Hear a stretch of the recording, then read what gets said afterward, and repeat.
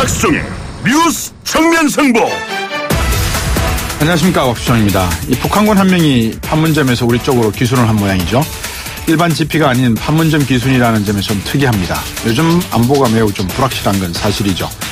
제가 지금부터 역사적 사건을 말씀을 드릴 테니까 한번 무엇을 의미하는지 유추해 보시겠습니까?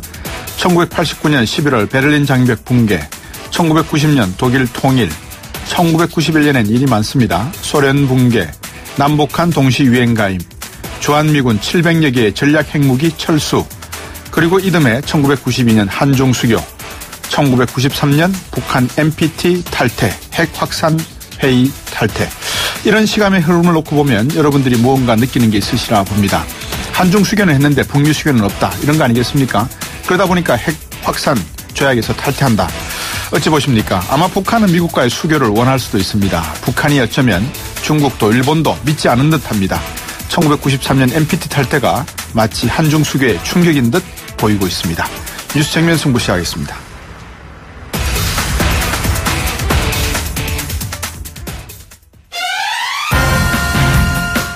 오늘 저희가 준비한 순서입니다. 1부에서는 오랜만이죠. 우리 바른정당의 이해운 전 대표 만나보겠습니다. 오늘 유승민 대표 체제가 새롭게 출범을 했죠.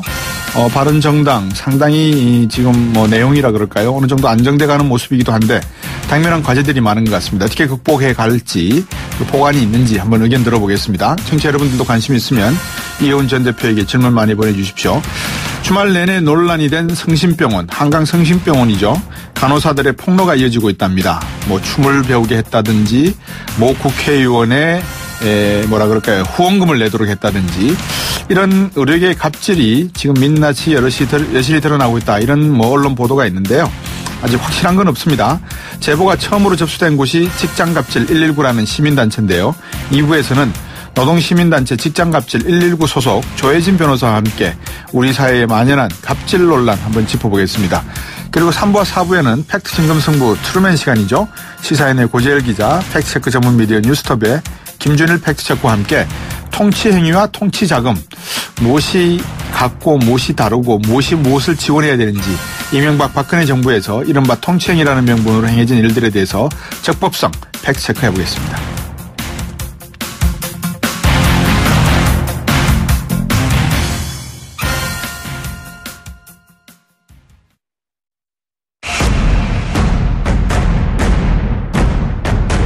박수정의 뉴스 정면 승부. 다당제 체제하에서 20명의 원내 교섭단체를 가지고 있던 바른정당이 8명이 탈당을 하고 또 한 분이 탈당 가능성이 내비쳐지는 가운데 이제 원내 교섭단체는 잃어버린 것 같습니다. 이변은 없었습니다. 유승민 의원이 바른정당 신임 대표로 선출되었고요. 그렇지만 축하하는 목소리보다는 오히려 우려하고 걱정하는 목소리가 또 많은 것도 사실입니다. 정말 오랜만에 인터뷰하는데요. 바른정당의 이해운 전 대표 전화 연결했습니다. 안녕하십니까? 네, 안녕하세요. 네, 목소리는 여전히 씩씩하시네요. 네, 감사합니다. 그 사이 어떻게 지내셨습니까? 국감이 있었기 때문에 주로 국감 준비하고 국감에 좀 집중했고요. 또 국감 끝나고는 저희가 1년 내 제일 많은 일을 하는 게 조세 소위 때문에 조세 소위 일에 거의 올인하고 있습니다. 예. 그러면 정말 조세 소위에서는 할 일이 이번에 엄청나게 많으신데 중요한 역할을 하셔야 되겠네요. 그죠? 저 혼자서 얼마나 중요한 역할을 할 수 있을지 몰라도 어쨌든 최선을 다하고 있습니다. 예. 아니, 왜냐 그러면 지금 걱정이 되는 게, 여러 가지 공약들을 지금 이행하는 과정에서 정규직의 비정규직화 또 최저임금을 실시하는 데 있어서 3조 가량, 2조 9천억 가량의 어떤 세금적 조세적 지원, 그리고 지방자치제를 진행하는 과정에 있어서 앞으로 지방재정의 자립성, 이런 이야기들을 대통령께서 하셨기 때문에 조생정책의 어떤 전환기에 들어가 있지 않나, 그런 점에서 역할이 중요한 것 같아요. 그죠? 네, 굉장히 큰 이슈들이 많습니다. 그리고 이제 국민적 관심사일 뿐만 아니라 국민들 입장에서는 세금 내는 것이 주머니가 가뜩이나 얇은데 굉장히 큰 부담이 되기 때문에 그런 사명감을 갖고 이 문제를 면밀히 들여다보는 중입니다. 예. 자, 이제 워밍업 오랜만에 방송하셨을 것 같아서 워낙 방송은 잘하시지만 제가 좀 워밍업을 해드렸고요. 감사합니다. 네. 그 사이에 당에서는 무더기 이탈자가 나왔습니다. 네. 걱정이시죠? 사실 뭐 이렇게 말씀드리면 어떻게 받아들이실지 모르겠지만 이미 예견된 일이었다고 생각이 됩니다. 예. 정해진 수순을 밟아온 것이라고 보고요. 예. 지난 대선 때 저희가 일부 몇 분들이 나가셨을 때 한 대여섯 시간 non-stop 의총을 한 적이 있습니다. 네. 그때 저희들이 확인한 것은 같은 생각을 갖고 당을 만들어서 나온 줄 알았더니 네. 우리 안에 너무나 다른 생각을 가진 여러 그룹이 예. 한 지붕 아래 모였구나. 그럼 이 지붕은 어쨌든 간에 오래가지 못한다. 그 생각을 그때 했었고요. 네. 그때 이제 뭐 설랑설레로 1차분 탈당, 2차분, 3차분 이런 얘기들이 많이 오고 갔었는데 네. 1차분 탈당 이후에 워낙 국민들께서 많이 진노하셨기 때문에 그 2차분이 미뤄졌던 게 네. 이번에 이루어진 거다. 저는 그렇게 봅니다. 예, 그렇군요. 그 한지붕 세 가족이지 않습니까? 자유한국당은 지금 어떻게 보면 엄밀히 나누면 네. 그죠? 그 자유한국당 홍준표 대표가 이제 인용문 열고 이제는 문을 닫는다. 인용문 닫고 이렇게 못을 박았다고 하는데 네. 유승민 대표가 이제 결국은 남아있는 의원들을 잘 이렇게 단둘이를 하셔서 나름대로 리더십을 보여줘야 되지 않겠습니까? 그죠? 저는 홍준표 대표의 말씀 한마디에 대해서 제가 해석을 하거나 하는 거 굉장히 싫어하는 사람인데요. 네. 예, 또 물어보셨으니까 말씀을 안 드릴 수가 없는데 이 얘기는 네. 더 이상 오지 마라 그 얘기가 아니라 올라면 빨리 와라 그 얘기로 들립니다. 예, 역설적이다. 워낙 이렇게 시장에도 가면은 떨이 마감이라 그러면서 떨이 계속 얘기하시는 게 빨리 사란 뜻이거든요. 예. 그러니까 문 닫는다는 얘기는 빨리빨리 와라, 빨리 안 오면 못 온다. 이렇게 얘기하시는 걸로 보입니다. 그렇군요. 네. 그래서 계속 흔들기는 네. 지속될 가능성이 있어 보이고요. 네. 그렇지만 이제 저희가 지금 고민하고 계시는 분들이 있을지 모르겠지만 혹시 있으시다면 예. 국민을 보고 같이 정치하자고 설득하고 저희들이 어쨌든 그분들하고 함께 가는 방향으로 모색을 해야죠. 네. 이혜훈 의원님, 제가 하나 여쭤보고 싶은 게 네. 국회의원 선거를 하는 데 있어서 지방의회라든지 지방자치단체장들의 역할이 있습니까? 분명히. 그래서 이제 사람마다 정치하는 스타일이 다르기 때문에 예. 모든 사람이 일률적이다 이렇게 말할 수 없지만 예. 저 자신만 하더라도 지금 이제 시의원 한 분 남았습니다. 저희 예. 지역에서. 예. 저희 지역도 어떻게 보면은 이제 소위 자유한국당 정서라고 말씀을 드려야 될지 모르겠지만 예. 보수 중에서도 상당히 이렇게 오른쪽에 계시는 분들 정서가 강한 대표적인 예. 지역이에요. 그렇죠. 예. 그래서 굉장히 이제 지금 말씀하시는 탈당을 하면서 가시는 분들이 지방의원들이 많이 갔기 때문에 어쩔 수가 없다. 지역구 예. 사정상 이런 말씀들을 많이 하시는데 예. 그런 기준으로 본다면 저만큼 어려운 사람이 없을 겁니다. 그렇죠. 근데 저희가 정치하는 데 있어서 본인의 배지보다 더 중요한 게 있지 않습니까? 국민이 네. 있고 대한민국이 있고.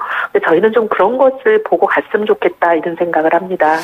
이제 바로 그 대목인데 이혜훈 대표께서 이제 나름대로 대표직을 수행하시다가 소위 지난 10개월 동안 개혁보수 실험은 충분한 기간은 아니지만 어쨌든 개혁보수 실험을 해본 거는 사실 아니겠습니까? 그죠? 네, 네. 그래서 지금 많은 분들이 말씀하시고 또 국민의당하고 이야기가 나올 때마다 중도 보수라고 하는 입장에서 보수 쪽 지분을 가지고 바른정당이 새로운 모습의 보수의 가치를 말씀을 보여주셨어야 되는데, 유승민 대표가 이제 이 부분을 어떻게 할지 좀 궁금해요. 어떻게 보십니까? 솔직히 이제 저희들이 좀 이렇게 참여록을 쓰면요. 네. 10개월이 되기는 했지만 지난 10개월은 아까 말씀드린 대로 저희 안에 생각이 다른 분들이 섞여 있는 바람에 개혁 목소리를 내지 못했습니다. 네. 물론 이제 낸 거는 대선 때 대선 후보로 선출된 유승민 후보가 각종 공약과 정책의 그 개혁의 목소리를 담았지만 네. 우리 국민들은 그 정책에 대해서 많이 눈여겨보시지 않는 듯해요. 네. 그래서 많이 기억을 못하시고 주로 기억하시는 것은 대변인 논평이나 예. 원내대표가 나와서 국회 무슨 법안이나 인사청문회가 있을 때 거기에 대해서 어떤 입장을 얘기하나 이걸로 그 당의 색깔을 기억하시는 것 같아요. 그런데 예. 그동안 논평이나 이제 원내대표의 발언이나 이런 네. 부분을 보면 자유한국당과 뭐가 다르냐 이런 얘기 참 많이 들었습니다. 네. 근데 이제 저희하고 생각이 다른 분들이 우리 안에 섞여 있다 보니까 예. 대표적으로 선거 연령 18세 이하, 예. 그다음에 국정교과서 문제, 공수처, 국민들이 개혁이라고 생각하는 부분에 대해서 저희가 역행한 부분이 있었죠. 네. 근데 이제 당직을 맡고 계시는 몇 사람의 목소리가 우리들 생각하고 좀 다르게 나가면서 굉장히 저희가 국민들 앞에 죄송스러운 모습을 보였는데 네. 이제 어떻게 보면 이렇게 두 번의 탈당 사태를 겪으면서 생각이 같은 사람들만 결과적으로 상당히 남게 됐다는 말씀을 드리겠습니다. 네. 그러면 앞으로의 순도, 개혁의 순도는 오히려 더 높아진 것이 아닌가 그런 생각이 듭니다. 예, 개혁의 순도는 높아졌다라는 말씀을 하셨는데 오늘 유승민 의원이 그렇게 이야기한 것 같아요. 예를 들면은 12월 중순까지 중도 보수 통합 논의 성과도 내겠다 이렇게 이야기한 것 같은데 네. 지금 국민의당 입장을 놓고 보면 안철수 대표가 장기 바둑을 두고 있고 나머지 이 호남 지역 국회의원들은 단기 바둑, 짧은 바둑, 속기 바둑을 두고 있다 이런 표현까지 써가면서 이 중도 보수 통합에 대한 이견을 지금 이야기하고 있거든요. 네. 누군가 하나는 뭐라 그럴까요? 깃발을 흔들어야 될 거 아니겠습니까? 그러니까 저희와 국민의당 중에서 아니면 국민의당 내에서 호남 중진들과 안철수 대표 둘 중에 하나가 어떤 방식이 되었건 3당 통합 과정에서 그러니까 뭐 국민의당과 네. 바른정당 또는 네. 청취자분도 지금 문자를 많이 보내주시는 내용이 뭐냐면 바른정당하고 네. 한국당하고 빨리 합쳐라 이런 내용도 있습니다. 3359분님 같은 말씀들은.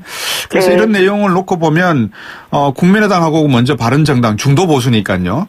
유승민 의원도 대표도 그런 말씀을 하셨고 그러면 누군가는 이거를 빨리 실천적으로 움직여야 되지 않겠나 하는 생각이 들어서 질문 드려봤습니다. 로드맵이나 있으신지. 네, 이제 저희는 보수 중도를 한 기치 아래 모으겠다라는 말씀을 드렸는데 사실 네. 자유한국당하고 지금 남아있는 11분하고는 대화가 이제 시작해야 되는 입장이지 축적이 돼 있는 건 별로 없습니다. 그렇군요. 그런데 반면 국민의당의 경우는 국민통합포럼이라는 포럼을 통해서 네. 국민의당 의원들하고 지금 남아있는 11명들과는 네. 여러 번의 이제 교류, 그다음에 의논, 협의 이런 부분들이 있기 때문에 오히려 진도는 양쪽이 똑같이 나가기는 어렵지 않겠나 그런 생각은 들지만 또 이제 3당이 같이 모여서 네. 한꺼번에 통합 논의를 하는 것은 지금 현실적으로는 좀 어려워 보여요. 왜냐하면 저희는 중간에 있고 양 극단에 있는 두 당은 서로 한 자리에 앉기를 원치 않는 그런 부분이 있거든요. 그렇죠. 그러면 이제 중간에 있는 저희가 둘 중에 어느 한쪽하고 먼저 좀 얘기를 한 다음에 나머지 한쪽으로 단계적으로 가는 게 현실적인 방법 같아요. 네. 국민의당이 지금 호남 중진들 이야기들이 나오는데 남의당 이야기를 하는 것은 주로 꺼려 하실 것 같지만 네. 국민의당이 좀 해줬으면 하는 그런 바람이나 좀 쏙내가 있으면 조금만 들춰내 주시죠. 아니요, 그렇지는 않습니다. 대한민국이 바로 가야 된다는 생각에 동의하고 네. 그다음 대한민국을 바로 가게 하는 데는 어떻게 보면은 지금 적폐를 양산해왔던 두 세력 양강 구도로 오면서 상당히 그런 적폐가 어떻게 보면 강화된 면이 있는 거잖아요. 누가 잘못이다 이거보다는 구도 자체가 그냥 양당 구도로 돼 있으면은 상당히 이 부분이 좀 어려워지잖아요. 그런 부분에 대해서 중도 보수를 지향하는 우리와 생각이 같은 그 대신 또 개혁의 의지는 또 강도가 높은 이런 분들이 용기 있게 좀 자기 목소리를 내주시면 훨씬 더 대한민국과 또 정치의 발전에 도움이 되지 않을까 하는 생각입니다. 유승민 대표가 한국당과 국민의당 상대할 창구를 따로 만들겠다 이런 이야기를 한 걸로 제가 들었습니다. 네. 이해운 전 대표를 염두에 두고 한 이야기인가요? 아니면 어떤 건가요? 그렇지는 않습니다. 그렇지는 않고요. 저는 어느 당이 됐든 뒤에서 서로 교류하고 얘기하고 접점을 좁히는데 제가 할 역할들을 찾아서 할 계획이고요. 이 말씀하시기 전에 저하고 의논한 건 없고요. 아마 이렇게 얘기하신 건 제 짐작에 셋이 한꺼번에서 모여서 얘기하기가 상당히 어려운 현실적인 한계를 인식하고 있기 때문에 따로따로 해서 하나를 만들겠다. 이런 전략적인 접근이 아닐까 싶습니다. 예, 그렇군요. 그 지방선거가 이제 내년 6월 있지 않습니까? 그죠? 네. 그 과정 속에서 상당한 많은 정치적인 합종연행이나 이런 것이 있을 것 같은데 유승민 대표의 그 스마트함을 놓고 보면 서울시장 정도는 어떻게 고민 좀 하고 계시나요? 어떻나요? 오늘도 아마 기자들 간담회 저희 당대표로 선출된 이후에 기자 Q&A에서 그런 질문이 있었던 것 같고 그 질문에 대해서는 여러 차례 본인이 밝혀온 대로 본인은 생각하고 있지 않다라는 입장을 밝히신 걸로 알고 있습니다. 저희들이 또 좋은 후보 많이 물색하고 좋은 후보 내겠습니다. 혹시 안철수 대표를 서울시장으로 밀려고 보관으로 하고 계신 거 아니세요? 저희는 안철수 후보가 만약에 우리가 이제 통합이든 연대든 그런 여러 가지가 잘 이루어진 다음에 본인이 또 원하겠다고 하면 그때는 저희가 긍정적으로 생각해 보죠. 네. 이혜훈 의원께서 생각하시는 이쪽에서는 꼭 우리 중도 보수가 승리해야 된다라고 하는 지자체 지역이 있다고 하면 어느 지역입니까? 수도권입니다. 수도권. 네. 네. 수도권은 저희가 상당히 승산도 높고 예. 또 수도권은 어떻게 보면은 굉장히 민심의 바로미터라고 해야 될까요? 특히 지역색이나 네.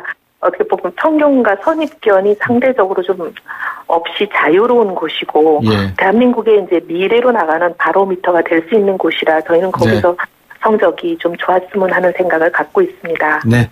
오늘 바쁘신데 또 말씀 잘 들었고요. 국감 끝까지 잘해주시기 부탁드리겠습니다. 고맙습니다. 감사합니다. 네, 바른정당 이혜훈 전 대표였습니다. 속보를 하나 말씀을 드리겠습니다. 김장견 MBC 사장 조금 전에 박문진 대주주죠. MBC에 해임안 가결이 되어서 곧바로 주주총회 열고 해임을 확정한 것 같습니다. MBC 노조는 따라서 모레 파업을 풀고 복귀하겠다고 합니다. MBC가 좀 나아질라나요? 2부로 오겠습니다.